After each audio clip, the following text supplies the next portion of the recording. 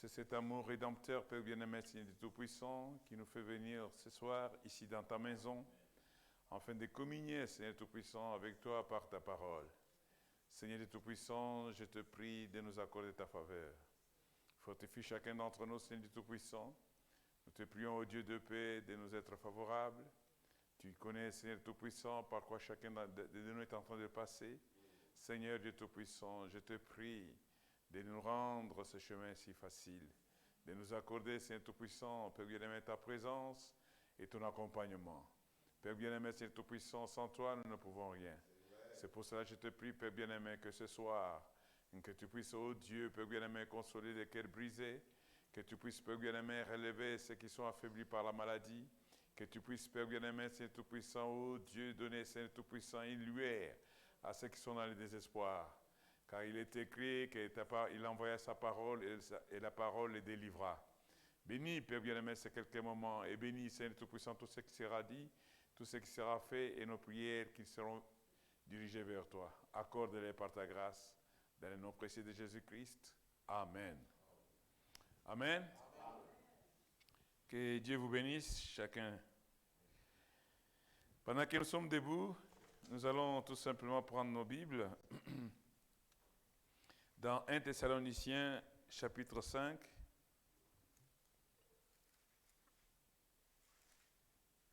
on va lire des endroits.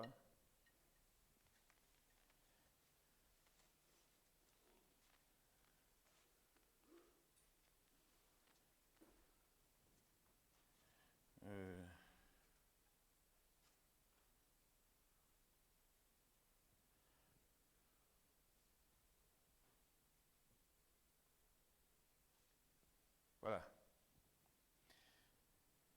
La Bible dit au 5, je commence au verset 16. Priez, soyez toujours joyeux, priez sans cesse, rendez grâce en toutes choses, car c'est à votre égard la volonté de Dieu en Jésus-Christ. N'éteignez pas l'esprit, ne méprisez pas les prophéties, mais examinez toutes choses, retenez ce qui est bon. Abstenez-vous de toute espèce de mal.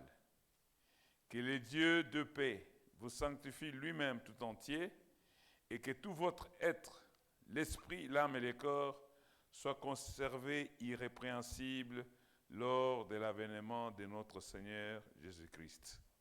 Amen. Je vais lire une deuxième écriture dans le livre de Luc, chapitre 2. Luc 2.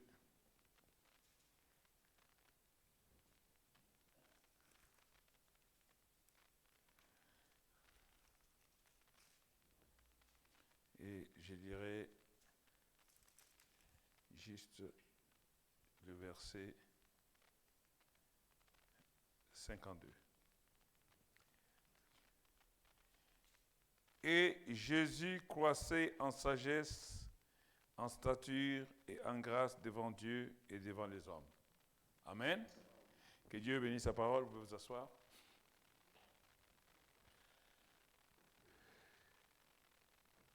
Donc, je voudrais partir de ces deux écritures. Je vais essayer un peu de parler de l'épanouissement intégral. L'épanouissement intégral. Amen. Vous savez, tout être humain cherche son bien-être. Tout homme cherche à tendre vers le bien-être. Tout pays, toute nation, toute société cherche toujours à se développer. Se développer, c'est-à-dire changer de conditions de vie. Amen. C'est-à-dire qu'en tant que chrétiens, nous devons aussi, nous sommes perpétuellement en train de transformer nos vies. C'est-à-dire nous tendons vers la perfection.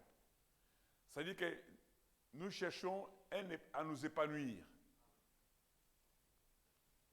Un homme qui n'a pas de vision, qui vit au jour le jour, un homme qui n'a pas l'agenda, ou une personne qui ne sait pas ce que les lendemains seront faits pour lui, c'est tout simplement quelqu'un qui vit au jour le jour. Et c'est difficile pour une personne comme ça d'avoir des projets, d'avoir des ambitions, d'avoir quelque chose pour laquelle il doit combattre pour améliorer ses conditions de vie.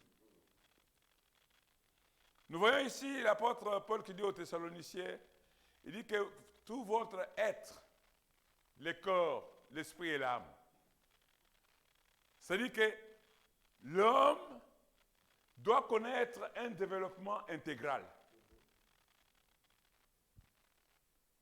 Même Jésus-Christ, c'est l'écriture que nous avons lue dans Luc, on dit que Jésus croissait en esprit. Donc, c'est-à-dire qu'il avait aussi une croissance normale. Petit qu'il était, plein de sagesse, mais Jésus n'est pas resté un bébé qu'on avait visité par les mages. Non. Un jour, il est sorti, il a grandi. À 12 ans, il a confronté les sacrificateurs dans les temples. Et Jésus grandissait comme ça, en sagesse et en esprit. Et en tant que chrétiens, nous devons aussi croître. Et quand on ne croit pas, quand on n'arrive pas à croître, vous trouverez des gens qui sont grands en âge, mais qui réfléchissent comme des enfants. Alors on dit que cet homme n'a pas de maturité. Et c'est pareil pour les chrétiens. À un certain moment, je ne veux pas raisonner comme Noah. Non. C'est au contraire Noah qui doit s'approcher pour avoir la sagesse de ma part. Puisque moi j'ai grandi, j'ai appris de la vie, je n'ai pas des expériences, quelque chose que je peux lui conseiller. Puisque je suis passé par son âge. Et un chrétien, c'est pareil, mes frères.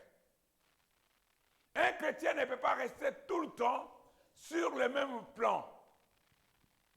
Ou le premier palier de la vie chrétienne, de l'œuvre du christianisme. Tout le temps en train de voir, je suis justifié, je suis justifié. Vous voyez, non, un chrétien doit croître.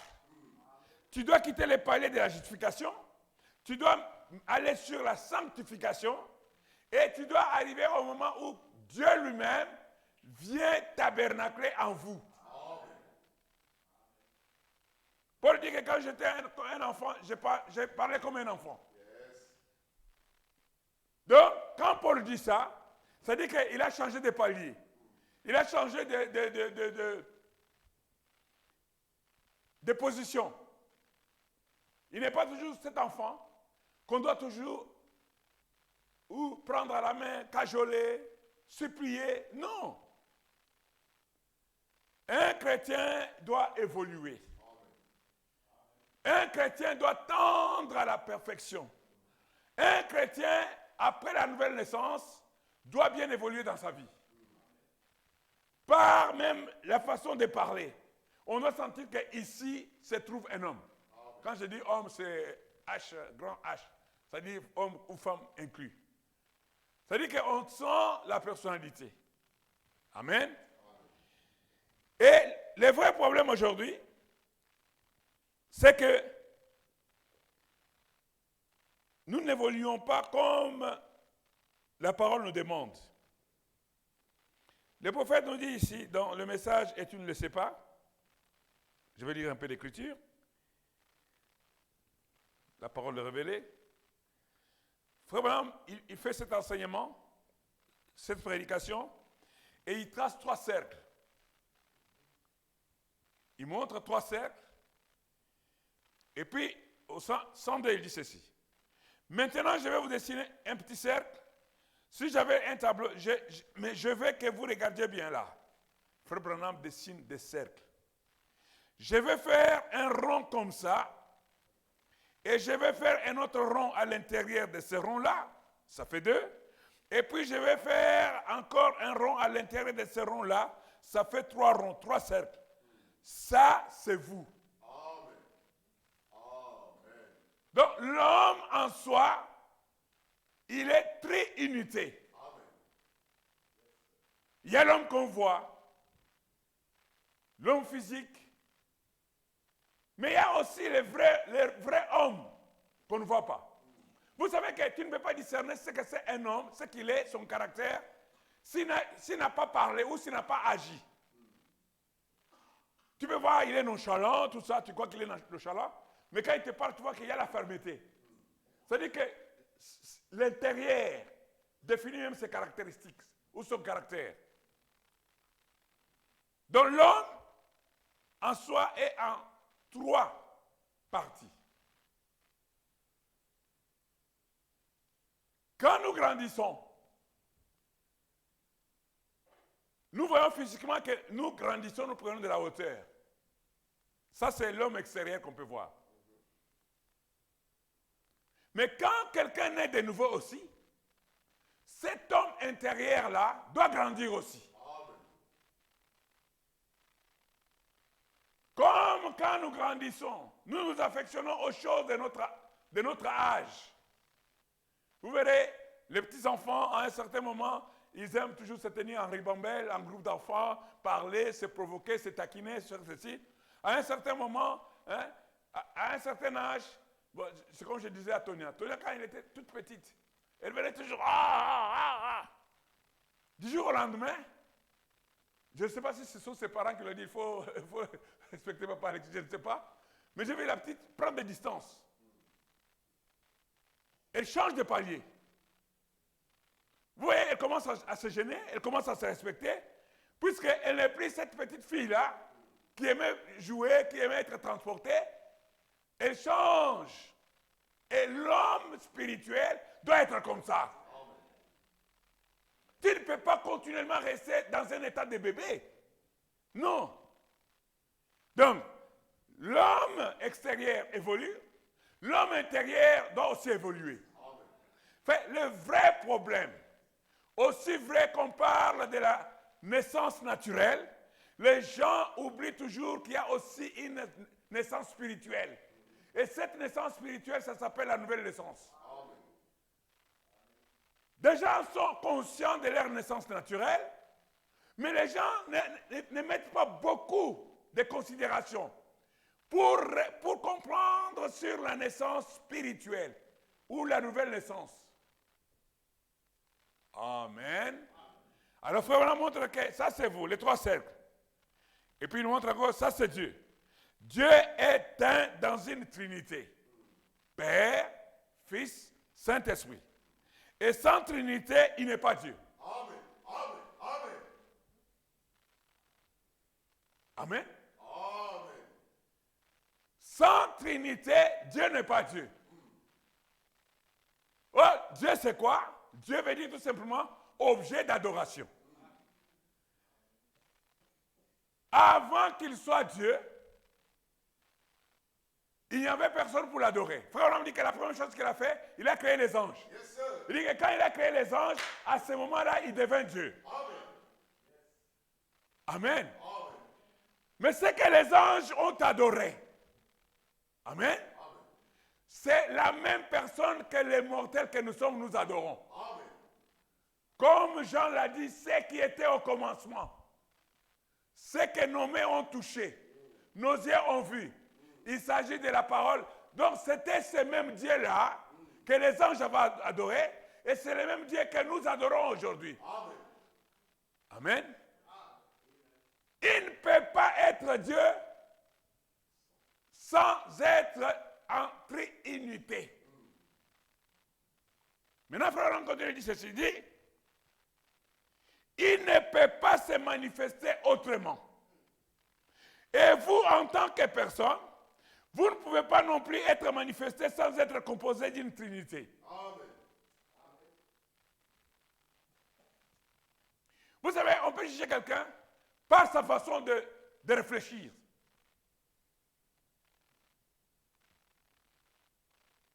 Tu vois, attends, oh non, mais ce garçon, il est très précoce. Hein? Pourquoi? Ça veut dire que c'est un homme. Ça veut dire qu'il est mature. Par la façon d'aborder les problèmes, par la façon de faire la synthèse sur les problèmes, par la façon de répondre à certaines choses.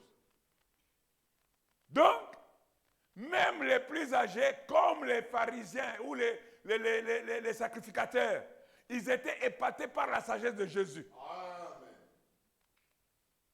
Et ils n'avaient que 12 ans. Et ils confrontaient les gens dans le temple au sujet de la parole. Amen. C'est-à-dire qu'il était la parole faite chair. C'est-à-dire que ce n'est pas l'âge qui faisait que... Non. C'est-à-dire que celui qui était en lui était la parole. C'est pour ça que chacun a une personnalité. La personnalité de chacun se définit par son caractère.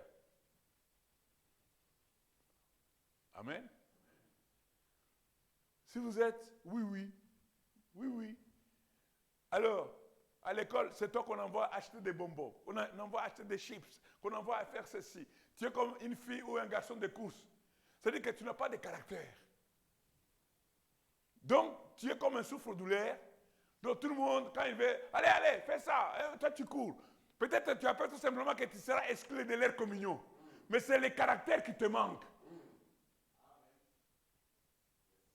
Un homme doit, quand je dis un homme, c'est une personne, doit avoir le caractère. Amen. Puisque le caractère, c'est une victoire. C'est-à-dire qu'il faut combattre pour avoir le bon caractère. Pas le caractère des chiens, hein. Le bon caractère. Le caractère de Christ. Amen. Vous savez, c'est comme nos parents nous ont toujours dit, l'éducation commence au berceau. Puisque ce qu'on fait, c'est quoi? C'est que ce bébé-là, qui est au berceau, et vous savez que les bébés, ils savent être capricieux. Des fois, les gens de la science nous disent que quand un bébé pleure, il est en train de pouvoir agrandir ses poumons ou quelque chose comme ouvrir. C'est ce que les gens disent. Mais il y a des sepleurs aussi qui n'ont pas besoin, qui ne sont pas pour que les poumons s'ouvrent. Il y a des sepleurs qui sont purement des caprices. Vous trouverez des fois un papa, pour que l'enfant mange, il faut que le papa danse sous la maman. Et l'enfant dans le berceau, il sait que pour que je mange, je dois faire danser mon père ou ma mère. Ça, c'est des caprices. Oui, regarde bien. Je vais jeter un coup derrière pour regarder sa maman. Ça veut dire que, deux fois, pas même deux fois, l'éducation commence au berceau. Puisque ce qu'on fait, c'est quoi? C'est que la personne qui est là puisse avoir un caractère. En plus, qu'il ait le caractère de Christ, la parole, et après qu'il puisse aussi transmettre ça. Nous sommes des générations qui sont dans la course à relais. C'est pour ça que Paul disait que ce que vous avez appris de moi. C'est-à-dire qu'il faut parler ça aux autres. Nous sommes des générations qui sont dans une course de relais. Les parents transmettent le caractère ou l'éducation aux enfants et cela marque la vie de ces enfants. Je vous ai dit que on élève l'enfant selon la voie du Seigneur. Et quand il sera grand, il s'en souviendra. Maintenant, le caractère qu'on essaie d'imprégner dans la vie naturelle, c'est le même caractère que le Saint-Esprit, ou plutôt, il y a aussi le caractère que le Saint-Esprit veut imprégner quand nous naissons de nouveau. C'est que nous devons avoir le caractère de Jésus-Christ. Vous verrez, la Bible dit qu'un homme sans esprit, c'est un homme animal. Vous verrez un homme, il a des diplômes, il est instruit, il est ceci, il est craint. Et quand il parle dans des auditoires ou dans des choses comme ça, on sent c'est un bon orateur. Mais quand tu regardes son comportement, c'est un vrai animal. Puisque cet homme n'a pas eu la nouvelle naissance pour obtenir le caractère de Christ. Amen. Donc, l'épanouissement intégral, c'est quand quelqu'un qui a reçu une bonne éducation, qui a reçu un caractère chrétien, et que cette personne est capable aussi de montrer qu'à sa nouvelle naissance, quelque chose lui a été changé en lui. Vous dites Amen? Ça, vous savez quand on dit que cet homme, il est vraiment épanoui. Peut-être qu'il passe aussi par des moments difficiles. Mais s'il n'a pas de caractère qui peut montrer qu'il passe par des moments difficiles, puisqu'il sait en qui il a cru, il sait que Dieu ne pourra jamais l'abandonner. Peu importe ce que le diable essaie de faire. Puisque le diable cherche toujours à broyer les enfants de Dieu. Mais laissez-moi vous dire, Dieu n'abandonne pas ses enfants. Amen. Merci Seigneur. Le prophète parle d'un homme, il dit que quand je le vois tout le temps, il est toujours au sommet de la montagne. Ça va? Oh, ça va frère, ça va. Que Dieu soit béni, que Dieu soit béni. Oh. Comment ça? Oh oui, ça va. Dieu prend soin, Dieu prend soin. Être positif. Amen. Frère, l'attitude mentale là fera que les promesses vis-à-vis de la promesse de Dieu fera que cela doit s'accomplir. Amen. Merci Seigneur. Être épanoui. Puisque, vous savez, quand quelqu'un n'a pas bon caractère, c'est toujours l'amertume, la colère, les ceci. Mais cet homme est en train de se faire mal à lui-même sans le savoir. Frère, on me dit que vous êtes en train tout simplement de pouvoir appeler les trucs d'estomac, gastrite, l'ulcère d'estomac. Tout simplement ton humeur. La Bible dit, soyez toujours joyeux. Amen. Nous venons de lire, hein? Soyez toujours joyeux. Amen. Rien que la joie. Vous savez, la joie du salut est ma force. Amen. Rien que la joie met le corps en condition de victoire. Amen. Un cœur joyeux. Un cœur joyeux, c'est-à-dire que tu fais confiance en celui que tu as cru. Tu fais confiance à celui qui tient le lendemain. C'est pour ça que nous chantons, parce qu'il vit, je n'ai rien à craindre. Nos lendemains sont assurés. Entre ses mains. Alléluia. Entre ses mains, il tient ma vie.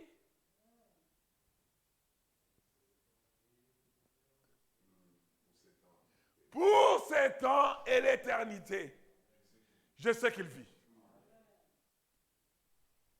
S'épanouir, se libérer. Vous savez, il y a des gens qui font des séances, le coaching, tout simplement pour enlever le stress. Ils payent des coachs pour pouvoir enlever le stress. Mais nous avons une bombe. Nous avons quelque chose. La parole dit, soyez toujours heureux, joyeux. Amen. C'est ça le remède. C'est-à-dire que je dois mettre mon corps en condition. Je dois toujours être joyeux. Ça, c'est malgré ce que le diable peut me présenter. Je dois croire que Dieu prend soin de mes lendemains. Amen. Quand le corps, vous voyez même les hommes du savoir disent qu'un esprit saint dans un corps, cela c'est pas S-A-I-N-T, hein? C'est S-A-I-N.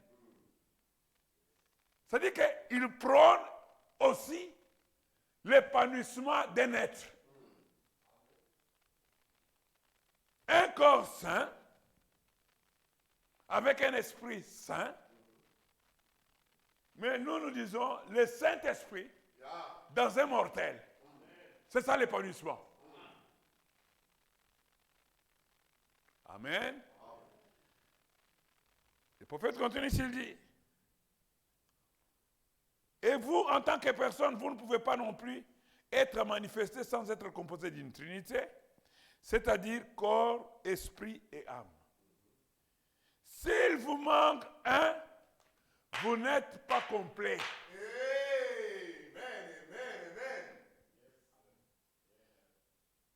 S'il vous manque le corps, non, vous n'êtes pas un homme. Vous êtes un esprit qui voyage. Ou un fantôme, je ne sais pas.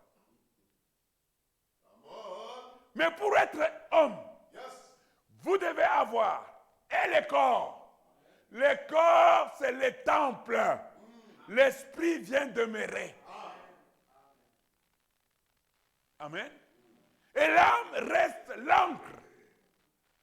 L'âme reste l'encre du contact avec le surnaturel. Et dans l'âme, il n'y a pas d'autre opportunité. Il n'y a qu'une seule opportunité. Soit c'est la foi, soit c'est l'incrédulité. Dans l'âme. Donc, comme nous sommes ici, nous sommes des êtres humains. Nous avons le corps. Et souvent, nous prenons beaucoup soin au corps, qu'on prend soin à l'homme intérieur. Nous prenons soin au corps, plus qu'on prend soin à notre homme intérieur. Puisque la Bible dit que jusqu'à ce que vous allez atteindre la stature de l'homme parfait. Cette stature-là, c'est l'homme intérieur. Amen. Donc, si quelqu'un n'est pas en train de grandir normalement, les gens vont se poser des questions. Mais attends, il a quel âge? Comme j'ai vu à Kinshasa, il y avait un bout d'homme qui est venu avec une femme comme ça. Et tous les Congolais étaient dans les réseaux sociaux. J'avais demandé à Fred, c'est qui ce monsieur-là? Je t'avais demandé, je ne sais pas si c'est un Ivoirien ou quoi. Un Guinéen. Mais ça dit que les gens sont attirés puisqu'ils trouvent quand même qu'ils sortent de l'ordinaire.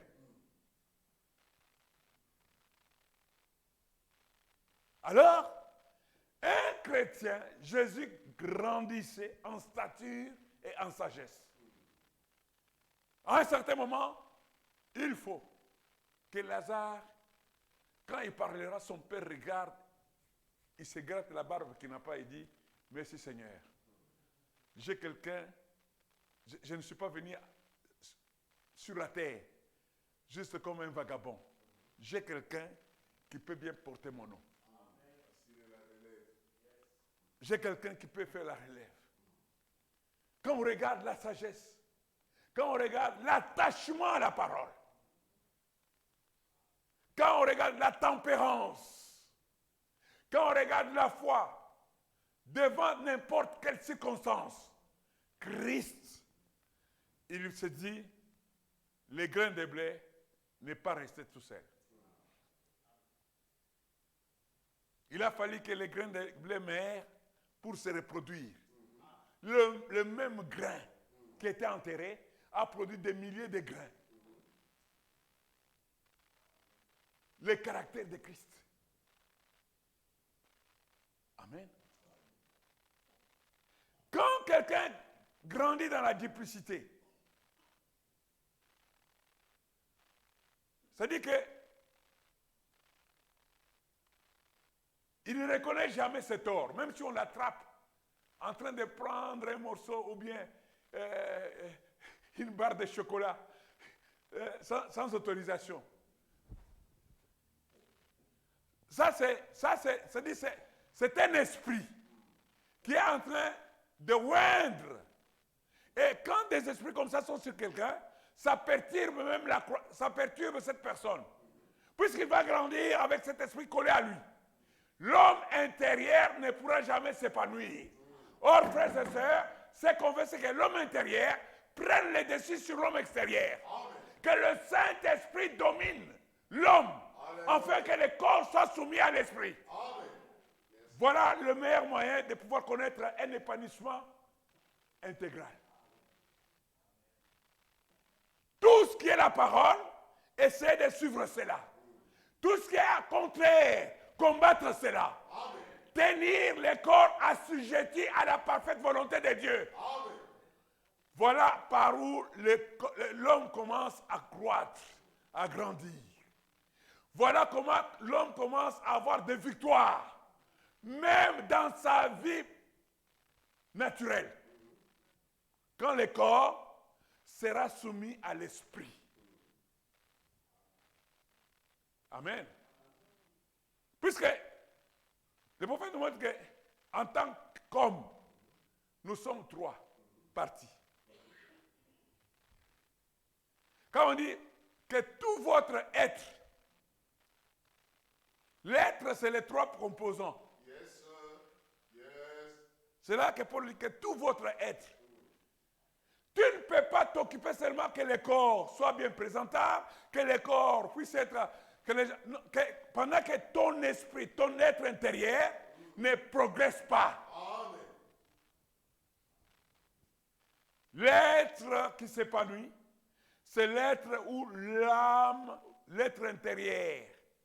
Puisque dans le corps, comme la Bible dit, le corps a toujours des désirs contraires à ceux de l'esprit.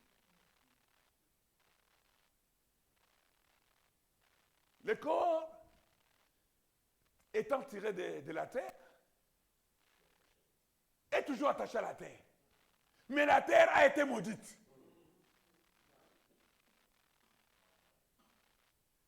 Voilà pourquoi, frère, on dit que même Jésus, avant de faire le rachat, Dieu a pris cette mode de terre. Il dit, voici la mode de terre que je me suis chargé. Et il a d'abord racheté la mode de terre.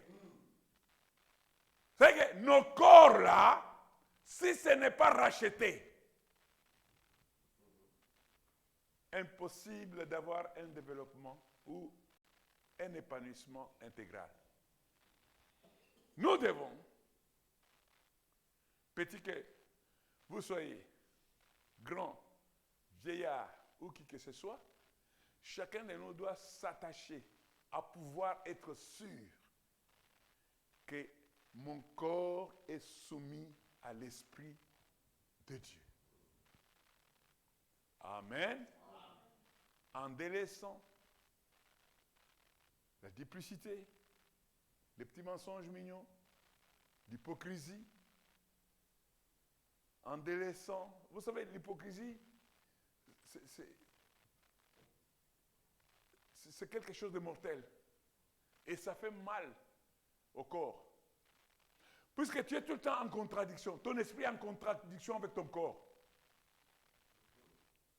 Ton corps professe une chose, mais ton esprit croit à autre chose. C'est ça l'hypocrisie. Alors, quand tu fais ça, c'est une guerre. Et le cœur souffre. Vous savez que l'homme est arrivé à pouvoir inventer les détecteurs de mensonges. Donc, on vient avec un appareil, on te pose une question sur un fait qui t'est reproché. L'appareil, regarde où l'homme est parti. Est-ce que tu reconnais avoir été tel jour, tel moment, tel endroit et tu as vu? Tu dis non. Des fois même la façon dont tu dis non, sans appareil, on peut voir que voilà, le gars ici, il connaît quelque chose. Et il faut vraiment dire que quand tu dis non, l'appareil, comme c'est faux, il montre dans un sens. Il détecte ton mensonge. Amen. Donc, l'homme et toi, si vous manque un, vous n'êtes pas complet. Voyez, si vous n'avez pas d'âme, vous ne serez rien. Si vous n'aviez pas d'esprit, vous ne serez rien. Si vous n'avez pas de corps, vous serez seulement un esprit, pas un corps. Donc, Dieu est complet dans la trinité d'un être. Pas une trinité d'êtres au pluriel, mais un seul être dans une trinité. Le Père, le Fils, le Saint-Esprit, c'est un seul vrai Dieu manifesté, Dieu. Amen. Et vous savez quand, comme le prophète dit, si tu n'as pas de corps, tu n'es qu'un esprit. Quand les apôtres ont vu Jésus, d'abord marchant sur l'eau, hein? Ils ont dit, mais, fantôme. Les gens fuient. Et quand quand tu n'as pas les trois cercles là, donc, tu es anormal. Et les trois cercles doivent réellement prouver ce que tu es. Ta façon de parler, ta façon de réfléchir, ta façon de réagir aux problèmes. On voit que soit tu as la maturité, soit il y a quelque chose qui cloche. Et quand quelqu'un a perdu l'esprit, on sait voir aussi. Il peut être en train de débiter les choses, parle. Les gens disent non, son esprit n'est pas en place. On dit non, il y a quelque chose qui ne va pas. Ça dit que on voit le corps, on voit qu'il parle, mais on voit que les raisonnements ne tiennent pas la route. On dit, oui, on dirait que non, il a un problème spirituel.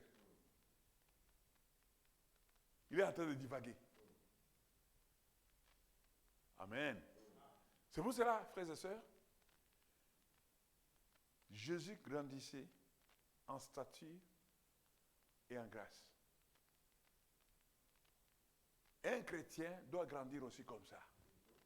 Enfin, il y a des trucs qui ne peuvent pas être sur certains chrétiens au point P de notre marche chrétienne.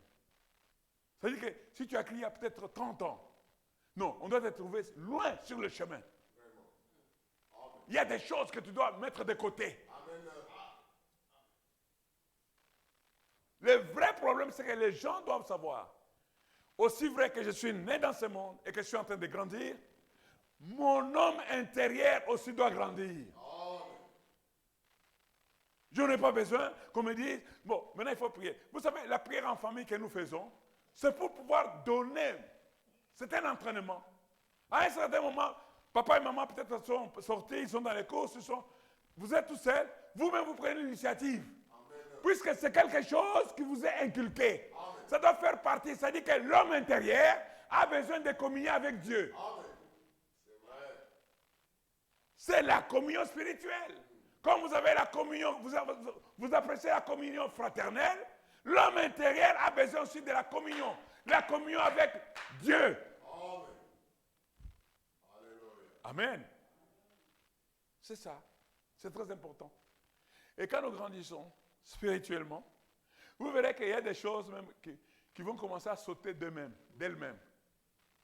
Tu vois, le diable vient, il essaie comme ça de piéger, il comprend, ça ne va pas, il retire même son piège. Amen. Oui. À un certain moment, vous sentez que, non, il y a des petits trucs auxquels tu ne dois pas faire face. Juste ton ombre est en train de pouvoir chasser cette chose-là. Puisque tu as tellement entretenu l'homme intérieur dans la communion avec la parole et la prière, que Dieu maintenant, c'est-à-dire que Dieu t'a tellement sanctifié et qu'il y a des choses pour lesquelles tu ne dois pas encore gémir. Mais si l'homme intérieur est toujours immature, hey, tu ne sais pas prendre un temps de communion dans la prière, tu ne sais pas quand même défier le diable qui vient te provoquer. Puisque quand il vient, il veut voir si tu vas céder ou pas. Vous savez, il y a des gens qu'on ne peut pas s'aviser d'attaquer physiquement comme ça. Tu vois, quelqu'un est en train de bavarder, en train d'importuner les gens, et puis il y a quelqu'un qui arrive, et lui il est en train, et quand il se tourne, il faut dire, oh pardon. Il demande pardon. L'autre ne lui a rien dit. Mais lui, il s'est croyé maîtriser la situation. Juste la position de la personne fait que... Non, pardon, non. C'est votre frère? Non, j'étais tout simplement pour... C'est la position physique fait que la personne comprend que je ne dois même pas commencer. Naturellement. Ce sont des choses que vous avez vues. Même en regardant un film, vous avez vu ça. Amen. Et dans les domaines spirituels, c'est ça. À un moment, le diable il regarde comme ça, à moins que ce soit une épreuve au-dessus de ce que tu as déjà dompté. C'est que Dieu te fait monter des paliers. Mais il y a ces petites épreuves-là, qui, quand tu ne plies même pas. Rien que ta position fait que le diable va lui-même plier ses bagages. Il rentre la queue dans les pattes. Ta position spirituelle là. Voilà pourquoi, frères et sœurs, aussi vrai que nous entretenons le corps en les nourrissant pour qu'il puisse ne pas manquer de la force. Nous prenons de l'eau pour que le corps ne puisse pas manquer, ne puisse pas se désaltérer. Il en est de même de l'homme intérieur. Comment puis-je grandir spirituellement? Frère Branham me dit, il faut prier et il faut lire la parole. Il dit, un chrétien lit la parole chaque jour. Vous dites Amen? C'est comme ça qu'on se développe. C'est comme ça qu'on grandit. C'est comme ça qu'on... Vous savez, quand vous grandissez là, personne, même, surtout les gens avec qui vous restez, ils ne voient pas qu'aujourd'hui tu as pris 1 centimètre de ta taille. Mais quelqu'un qui ne t'a pas vu pendant 1 an, quand il dit, ils ont grandi, hein. Mais nous, on ne remarque pas. Et la croissance spirituelle, c'est ça. Tu manges, tu soumets le corps. Tu manges, tu lis la parole. Tu manges, tu pries. Tu manges, tu verras que tu vas commencer à croître. Jusqu'à ce que tes progrès seront évidents. Vous dites Amen? Et quand le corps est épanoui et que l'esprit qui est dedans, c'est un esprit qui se nourrit de la parole, vous verrez que tout ton être sera en harmonie.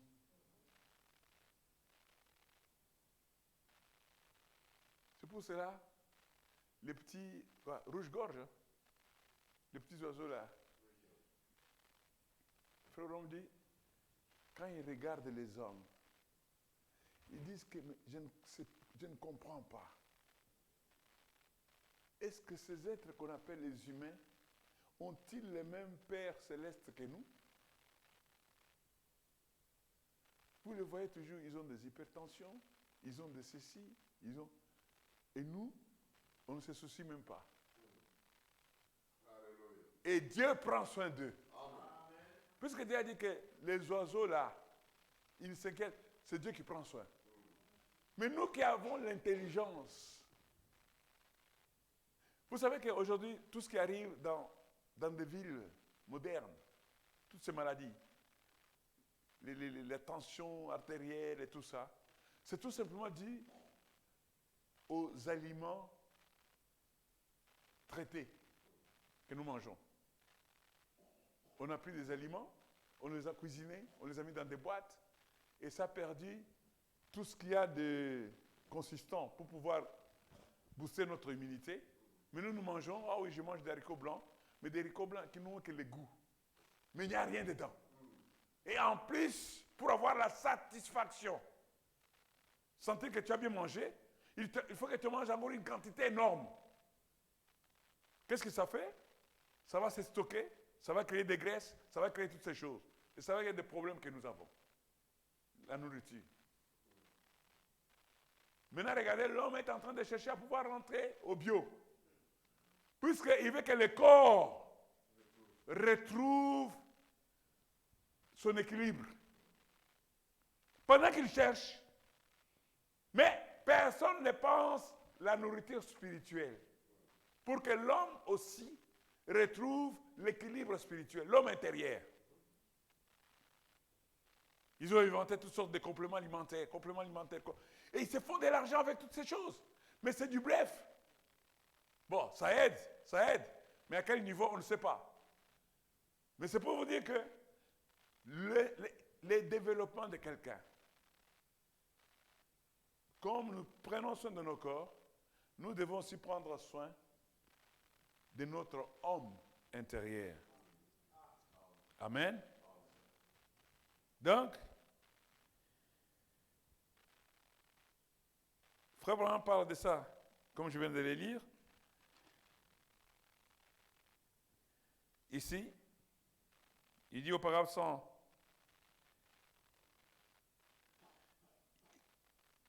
121, il dit maintenant voici comment ça se passe. Regardez bien ça. Juste un petit schéma ici. Frère Branham montre de nouveau son dessin de 3 cercles. Il dit maintenant, cet homme extérieur, là, c'est la chair. C'est ce qu'on regarde, c'est ce qu'on voit. Et ce corps, il a 5 entrées.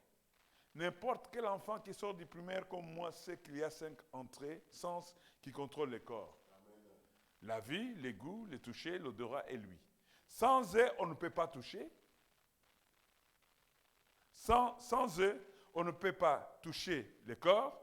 C'est la seule manière d'avoir accès au corps. La vue, les goûts, le toucher, l'odorat, l'ouïe. On voit, on goûte, on touche. Maintenant, ça c'est les mauvais, à l'extérieur. Et à l'intérieur de ça, il y a un esprit. Et c'est ce que vous devenez quand vous naissez sur terre et que le souffle de vie est soufflé en lui. Cet esprit a une nature mondaine. Parce qu'il n'a pas été donné de Dieu, mais il a été donné, permis par Dieu. Vous comprenez là? Car chaque enfant qui est né dans ce monde est né dans le péché, conçu dans l'iniquité, venu au monde en disant des mensonges. N'est-ce pas vrai? Alors cette personne-là à l'intérieur, c'est un pécheur dès le départ. Amen. Amen. Donc dès le départ, tu viens au monde pécheur. Or, il a 5 entrées. Et ces 5 entrées, je ne sais pas si je pourrais toutes les énumérer maintenant. D'abord, je sais qu'il a la pensée, la conscience et l'amour, le choix. Non, la conscience, l'amour, le raisonnement. Et il y a 5 entrées à l'esprit. La conscience, l'amour, le raisonnement, ainsi de suite. Vous ne pouvez pas penser avec votre corps, vous devez penser avec votre esprit. Vous ne pouvez pas avoir une conscience dans votre corps. Il n'a aucune faculté mentale, votre corps n'en a pas. Alors vous devez penser avec votre esprit. Tel un homme pense dans son cœur, tel il est. C'est-à-dire qu'il y a des portes pour l'esprit.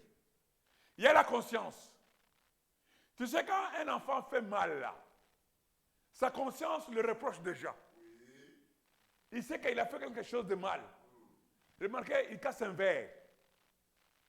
Qu'est-ce qu'il lui dit qu'il a fait? Il ramasse. Conscience. Il y a le raisonnement. Qu'est-ce que je veux dire si maman me pose la question? Et puis, il va chercher à convaincre la personne qui l'a vu. Ou bien à être gentil. Raisonnement. Et ça, ce sont des portes qui sont dans l'esprit.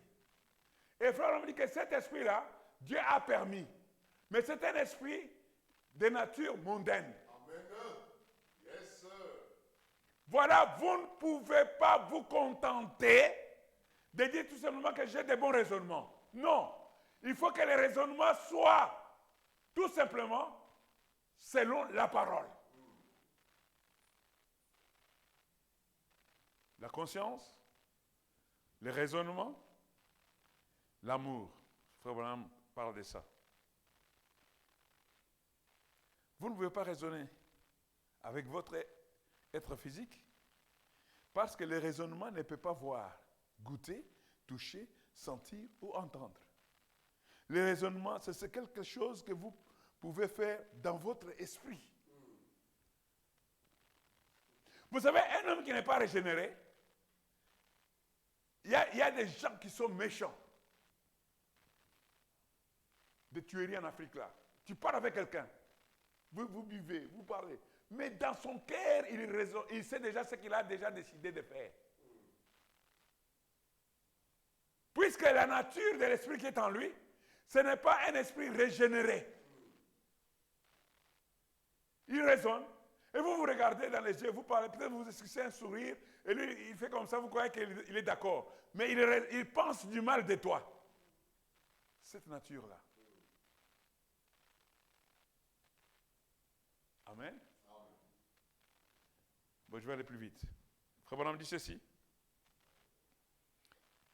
Les raisonnements, c'est quelque chose que vous pouvez faire dans votre esprit. Si vous êtes endormi ou si vous êtes parti et que votre corps est là, mort, votre esprit, lui, il peut encore raisonner. Il y a 5 sens qui contrôlent cet homme intérieur. Maintenant, ce dernier homme qui est l'âme, il n'y a qu'un seul sens qui le contrôle. Et c'est le choix du libre arbitre. De choisir ou de rejeter. Et la raison pour laquelle aujourd'hui les gens, maintenant n'oubliez pas ceci, vous verrez ce que le signe initial du Saint-Esprit. Vous voyez, les gens peuvent vivre dans cet esprit, ils dansent dans l'esprit, ils crient dans l'esprit, ils vont à l'église dans l'esprit, et ils peuvent tout faire, avoir l'onction du vrai esprit de Dieu sur leur esprit, mais quand même être perdu et aussi possédé du diable que possible. Amen. Avec cet esprit-là. Amen.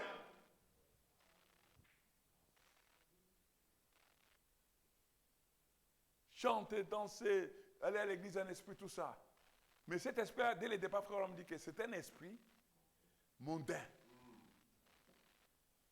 Pour qu'il puisse s'aligner, il faut que l'esprit, d'abord l'âme, où se trouve le trou de contrôle, que dans l'âme, il n'y ait que la foi. Amen. Et la foi change la nature de l'esprit. Frère, on dit l'âme, c'est la nature de l'esprit. C'est-à-dire que l'âme, ton âme là, vous avez dit, ah, mais non, lui il a une âme noire. Pourquoi? Puisque les œuvres qu'il fait montrent la nature de l'esprit qui est en lui. C'est-à-dire que l'âme tourne de contrôle. C'est comme le cerveau. Mais maintenant, si l'esprit n'est pas bon, c'est-à-dire que dans l'âme là, c'est ténébreux. Et la nature de l'esprit aussi est ténébreuse. Du coup, les actions qui sortent, c'est des actions de ténèbres. Dites Amen. C'est ça, c'est simple. Donc, si quelqu'un veut voir comment il est en train de s'épanouir de façon intégrale, il faut voir la source qui crée les œuvres que nous produisons. Si ce sont les œuvres dignes des fils de Dieu, c'est que ton corps et ton esprit sont contrôlés par le Saint-Esprit. C'est que la nouvelle naissance est vraiment en marche. Amen. Je vais terminer.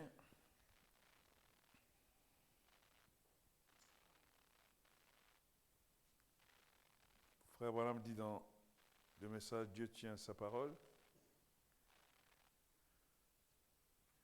Frère Branham dit ceci au paragraphe 83. Le prophète dit: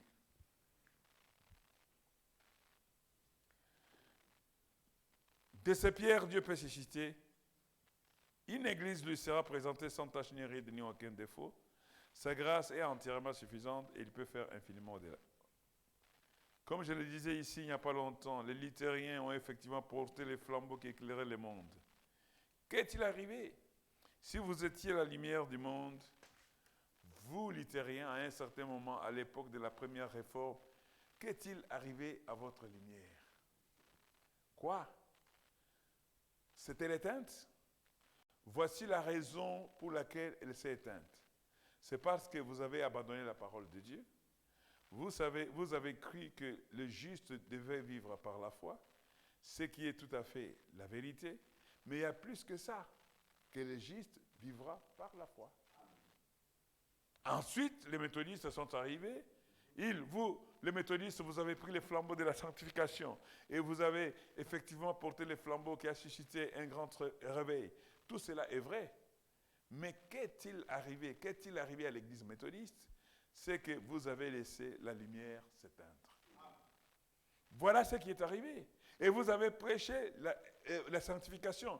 La seconde œuvre bien déterminée de la grâce, c'est qui est l'absolue vérité selon la Bible. Mais vous en êtes restés là.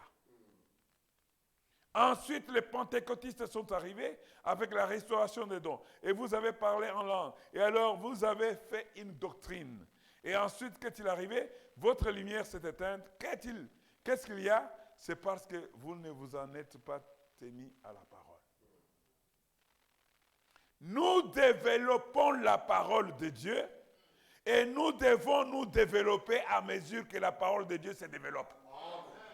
Voilà l'épanouissement intégral.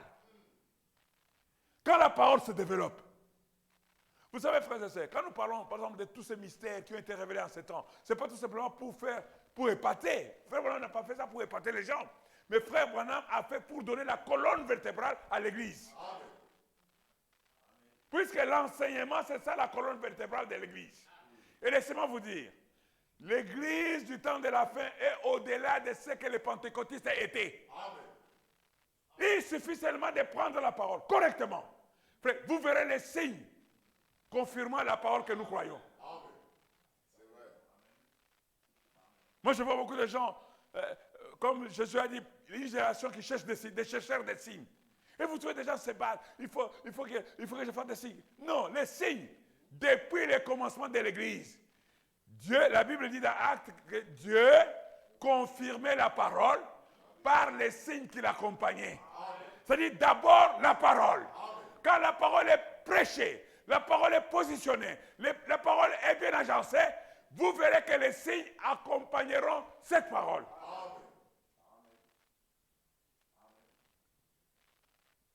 Amen. Nous développons la parole de Dieu. C'est ça que le prophète dit.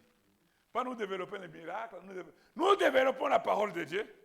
Et nous devons nous développer à mesure que la parole de Dieu se développe. C'est-à-dire, nous devons croître au fur et à mesure que la parole aussi est en train de croître. À mesure que le temps se développe, la science se développe. Et si le monde naturel, l'homme est le même homme qu'il était il y a 6000 ans, quand Dieu l'a créé, il a la même capacité intellectuelle, il a la même intelligence, il est exactement le même homme, avec les mêmes 5 sens, qu'il est exactement le même homme, avec le même sang, qu'il était il y a des milliers d'années. Mais regardez les progrès qu'il a fait au cours des 50 dernières années. Regardez que ce fils de Dieu déchu a fait.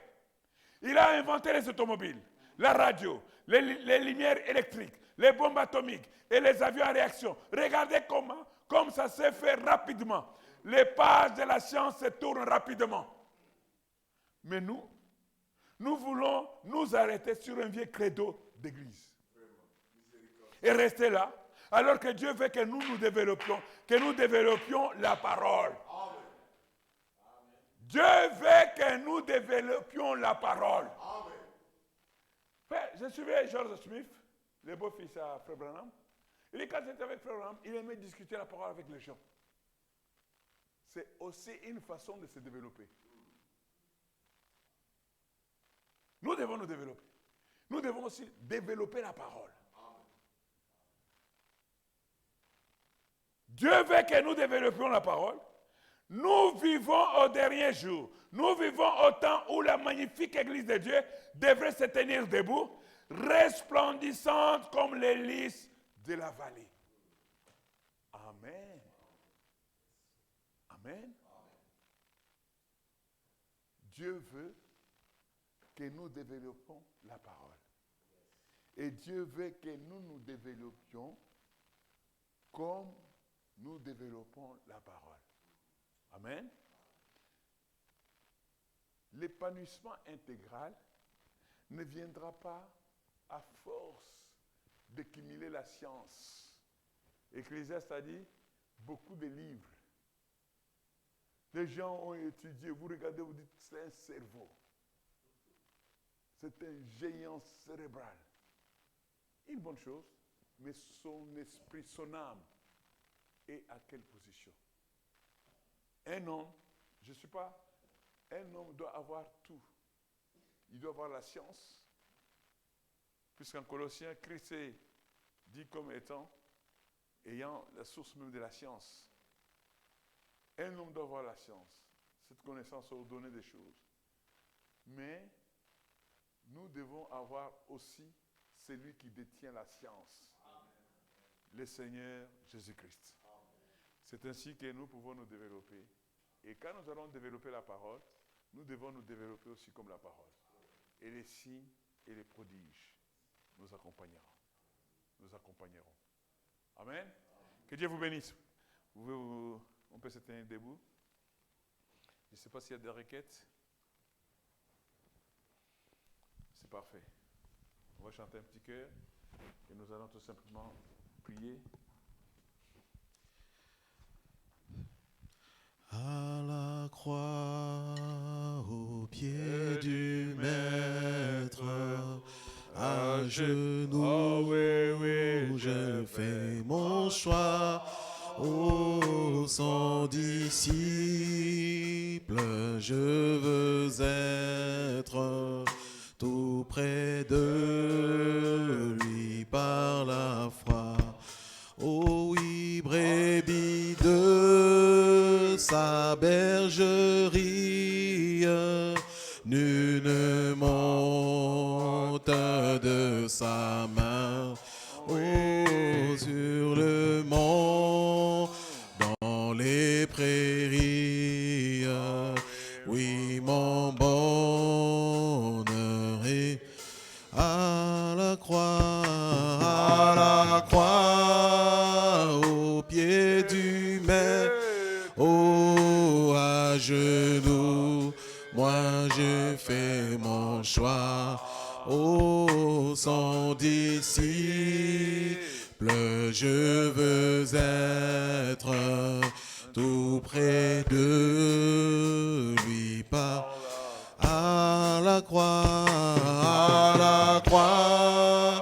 au pied du Maître, à genoux, où je fais mon choix. Oh, son disciple, je veux être tout près de lui par la foi. Oh oui, depuis lors, au choix splendide, la joie demeure dans mon cœur. Oh, adieu le souci perfide, par Jésus je suis vainqueur. Oh, adieu vaine convoitise d'une onde qui me tenta. Oh, j'ai trouvé la paix promise dans le sang de Golgotha. À la croix, au pied du Maître, à genoux, moi j'ai fait mon choix. Oh, son disciple, je veux être tout près de lui par là. Oh oui, bientôt ma tâche accomplie, j'entrerai tout droit au port. Oh, m'attend douce patrie, le grand vainqueur. Oh oui, là je chanterai sa gloire. Oh, toi qui m'as tant aimé, oh, dans l'œuvre expiatoire, pour toujours.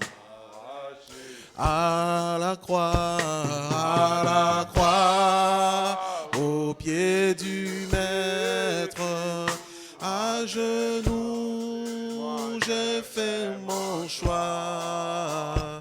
Son disciple, je veux être, oh oui, tout près de lui.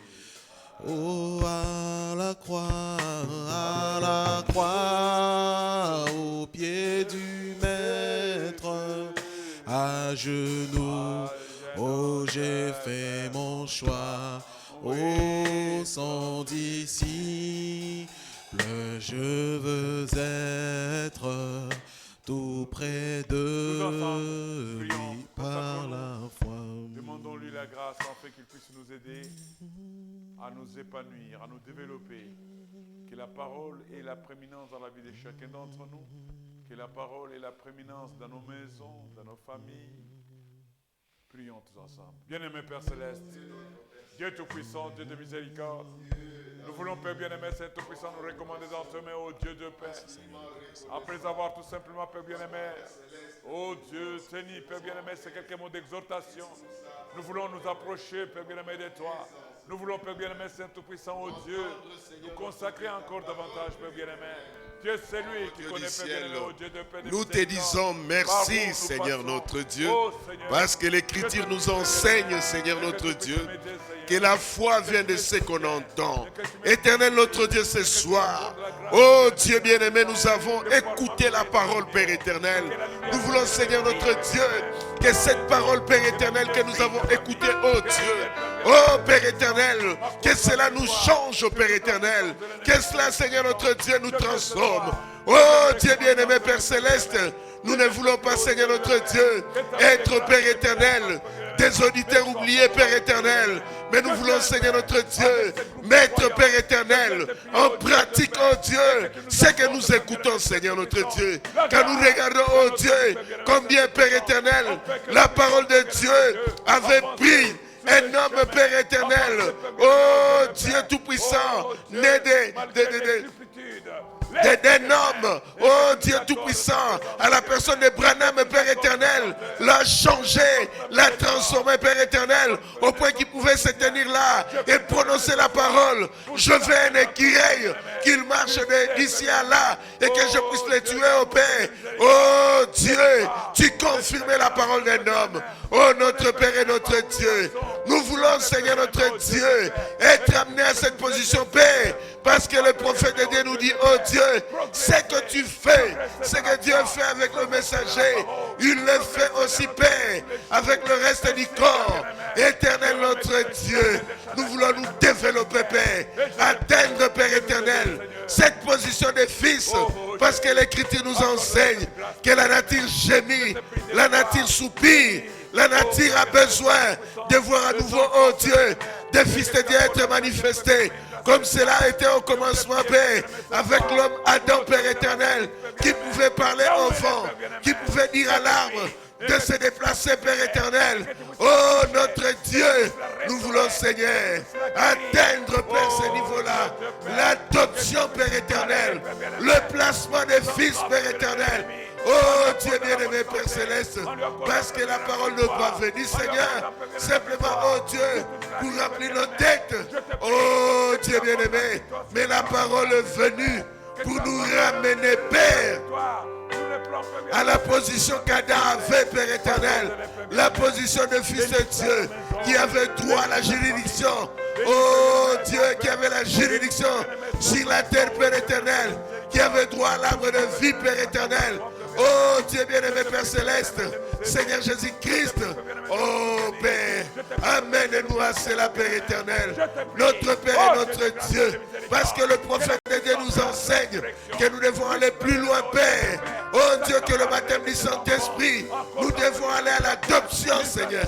Oh notre Père et notre Dieu, accorde-nous ta grâce, accorde-nous cela, Père, de voir, oh Père, le grand je suis, celui, oh Dieu, qui a été pleinement manifesté dans la vie de William Marion Branham, Père éternel, être pleinement manifesté à nous, oh Seigneur. Accorde le Père éternel, que la parole puisse avoir la prééminence dans nos vies, que la parole, Père éternel, oh Dieu, puisse régner sur nous, Père éternel, comme Paul pouvait dire en son temps, moi Paul, oh Dieu, prisonnier de Christ, Oh Seigneur, liés par les chaînes d'amour, Père éternel, il pouvait faire cette déclaration. La vie que je vis maintenant, ce n'est plus moi qui vis, mais c'est Christ qui vit en moi. Oh notre Père et notre Dieu, c'est à cette position-là que nous voulons arriver, Père, où la parole domine sur nous, où la parole règne sur nous, Père éternel, où nous n'avons plus de choix, Père éternel, où notre choix, Seigneur notre Dieu, c'est la parole, notre choix, c'est Dieu. Oh Seigneur, accorde-nous cela, Père éternel, que nous ne soyons pas simplement des membres d'église. Oh Dieu bien-aimé, Père céleste, mais que Seigneur notre Dieu, nous puissions atteindre, Père éternel, cette stature, Père éternel, de l'homme parfait, Père éternel. Car Seigneur notre Dieu, le prophète prêchant ce message a dit, voici l'homme qui sera enlevé, Père éternel. Oh Dieu, avoir à nous, Père, la foi, la vertu, la connaissance, la tempérance, la patience, la piété, l'affection fraternelle en Christ. Et que Seigneur, la charité coiffe, Père éternel, la pyramide de nos vies, oh Dieu. Oh Seigneur, accorde-les-nous, Père éternel, que nous ne puissions pas fabriquer quelque chose, Père, mais que le Saint-Esprit à nous, Père, produisant la nature divine, le Saint-Esprit à nous, Père éternel, créant lui-même, oh Dieu, la nature de Dieu à nous, Père éternel. Oh Dieu notre Père, c'est cela que nous désirons, Père éternel. Oh Dieu notre Père, merci Seigneur Jésus-Christ pour cet temps glorieux, cet temps béni, Père éternel, que tu nous as accordé ce soir dans ta présence, Alléluia. dans ta maison, Père éternel. Merci, Oh Dieu bien-aimé, nous te disons merci, Père. Merci, Merci parce que la parole nous a fortifiés. Amen. Merci parce que la parole, oh Dieu, nous a consolés. Amen. Merci, Père, parce que la parole nous a guéris. Amen. Merci, Père éternel, parce que la parole, oh Dieu, oh Père, a satisfait, Seigneur notre Dieu, à nos besoins, Père éternel. Amen. Il est écrit, oh Dieu, venez à moi, vous tous qui êtes chargés et fatigués, je vous